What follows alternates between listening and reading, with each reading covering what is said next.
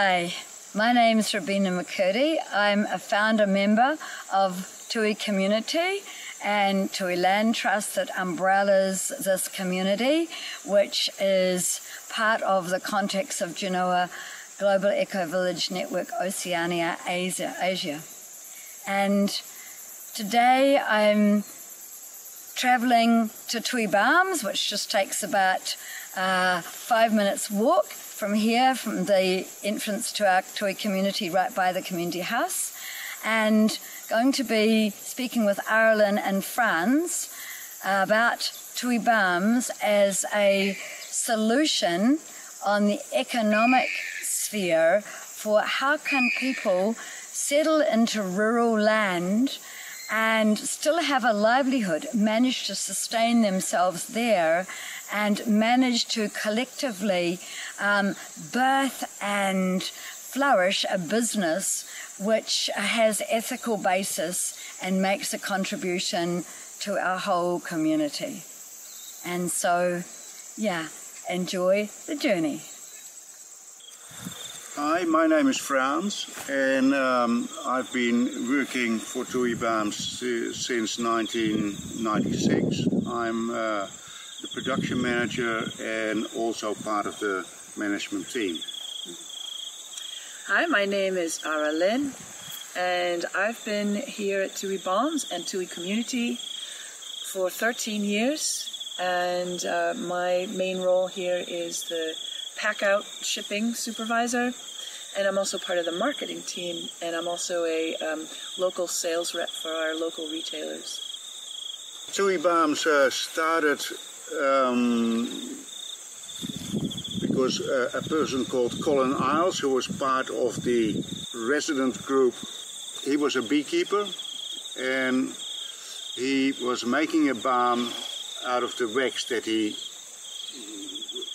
got from his honey harvest, and he was selling that in a few shops in Wellington, and he gave the recipe to the community, and he said, you can do with it what you like, but you can't sell to those shops that I'm having in Wellington. And yeah, so the community took that on as a project. We were lucky that we had a few craftspeople living in the community that were touring the country selling their crafts to craft shops, and they took our bee balm products with them and were selling them at the same time to suitable shops that they came by on their travels. So that made it that we are now in a good 500 shops throughout New Zealand. So initially the bee balm product was made on a sort of, you could say, a working bee basis, and the community was sort of owning the business, and initially it was so that the profits could buy a trampoline for the kids or a new stove for the community hall. And we didn't have sort of really big vision that it was going to become a super business. But yeah, at some stage it became too big to manage sort of on a volunteer basis. And it was very home crafty, like we were making it on a normal kitchen stove, you could say, and filling the pots with a teapot. It was quite fun in those days. Roughly once a month that would happen. And as sales picked up, it had to be made more often, and it became more and more sort of a demanding thing. And when it became too demanding as a volunteer activity, we set up a workers' cooperative. And still operated initially out of the community hall.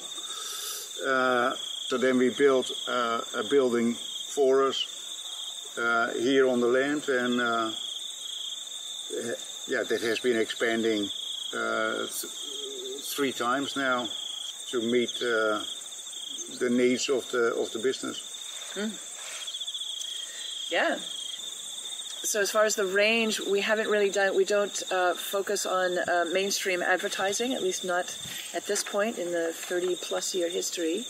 One of the main things that we do is direct-to-consumer marketing, which is we have created now a separate baby balm from our bee balm. So we actually give the bee balm away to midwives. Midwives all over New Zealand get free samples of our baby balm to give to their families who are expecting. So that means that the family is using the product immediately as soon as the baby's born, and it's also good for the mom, for cracked nipples and things like that. So the family is using it right away. So we use donation as marketing in a way. Our most important and our best product is our business model. It's how we work together and how we do business together and how we interact with the world outside. The cooperative was created to support the community, to support community members to work, to have a sustainable business, to make a really beautiful right livelihood product too. Our kind of byline is altogether natural, and we source all natural ingredients. Another thing that we're looking at is our packaging. The first jars that Franz poured out of the teapot in the community homestead were glass jars, and that's what went out to all the festivals and the original shops. Several years ago, we went into plastic pots, and now we're shifting to new cardboard pots. And that's a pretty exciting development, that cardboard is some alternative, more sustainable material. Yeah, TUI Balms is committed to employ people from this intentional community. At the moment, I think we have 15 people that work for TUI Balms. They're all part-timers, and that's... we don't allow people to work full-time. At the moment our ceiling is 32 hours per week, but most people choose to work less than that. So at the moment we pay on a yearly basis close to $400,000 in wages to those people. And that makes a huge difference for those people that live here. I think one thing that's important to mention is, basically it's a factory, and there are a lot of us who have world skills. We came to live in community with lots of different skills, but we're working together in this business. So there could be people who are worth a lot more than the hourly wage we get, but we have, in our business model, we have an agreement to have a flat wage structure where we're all getting paid basically the same no matter what job we're doing. We have a management team who get a little bit more for their management hours because they really are holding a lot. And that's three, sometimes 4 people. But there's a real, whether you're in production making or filling the boxes to ship, or taking the orders, or even, cleaning on the weekends, we're all getting paid basically about the same. So there's no real hierarchy there. And I think that's actually a really important difference. And then we are working part-time, and many of us have careers or jobs or things outside of here as well. So that some of us are doing other things. Some of us are teachers or artists or writers or therapists or other things too. So for some of us it's supplement, but it's also steady, and it's being part of something really amazing, because there's quite a family atmosphere, because obviously most of us live there too, so it's a kind of a continuation of the community as well. Yes, so normally a workers' cooperative, they would distribute the profits amongst the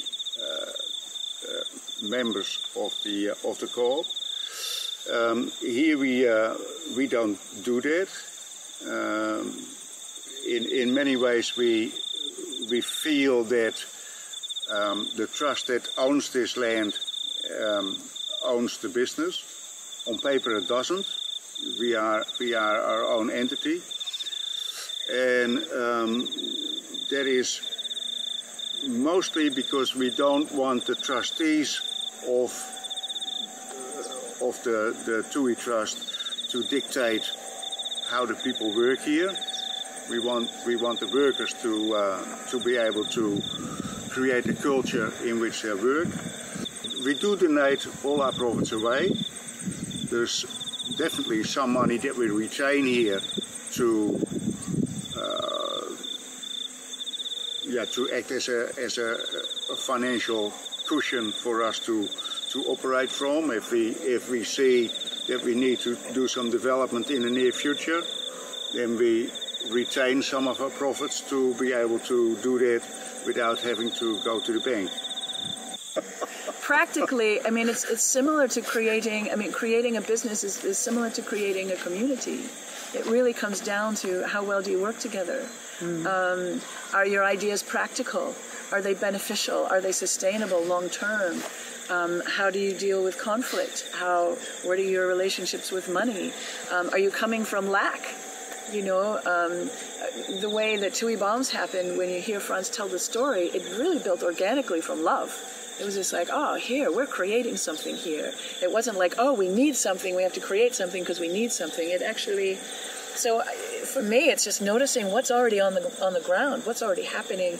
Do more of that, and let it. You know, we have a mugwort infestation here on the land here, and one of our what's called an overabundance. But we're needing to cull it back, and actually one person is now selling it online because it's a beautiful medicinal plant, and other people don't have it and want it. So it's kind of like just seeing what's on hand, actually, and working together, but really working together.